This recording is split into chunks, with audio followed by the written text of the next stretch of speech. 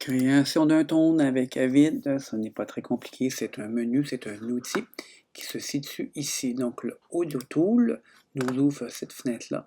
Mais moi, je préfère passer par le raccourci Audio Tool commande 1. Donc allons-y, commande 1, il est apparu. Et encore mieux, j'aime mieux le prendre et le glisser à une place qui me plaît. Donc maintenant, il sera toujours dans ma timeline, pas dans ma timeline, mais dans mon interface Composer. Et c'est ici qu'on clique pour aller chercher Création Tone qui ouvre cette fenêtre-là. Souvent, on vous demande d'avoir un moins 20 dB à 1000 Hz d'une durée de X. Vous pouvez choisir 60 secondes, c'est pas tellement long. Et les gens ont tendance à oublier le nombre de tracks. On peut en avoir beaucoup, mais le chiffre 2 devrait être suffisant. Je vais vous montrer pourquoi. Donc, vous choisissez l'endroit où ça va aboutir, dans quelle bin, et surtout quel disque. Ne vous trompez pas. Donc voilà, c'est créé. Donc voilà qu'il y a une track ou deux tracks, c'est aussi rapide.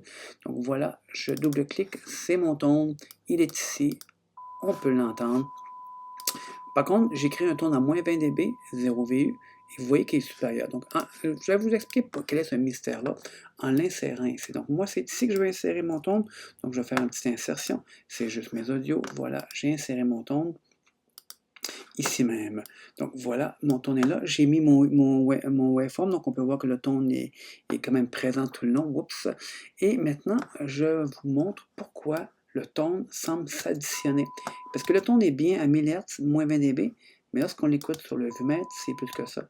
C'est donc l'autre menu qu'il faut savoir. Et donc, souvent, les débutants, oublient de choisir un tone à deux pistes. Donc, je vais vous montrer qu'est-ce que ça donne. Je vais donc choisir juste une seule piste, trop faible, deux pistes, trop fort.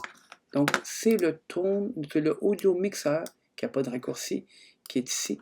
C'est parce que vous, comme toute console, vous l'envoyez mid au milieu. Donc, il faudrait que la A1 soit entièrement sur le côté gauche et la A2 sur le côté droit.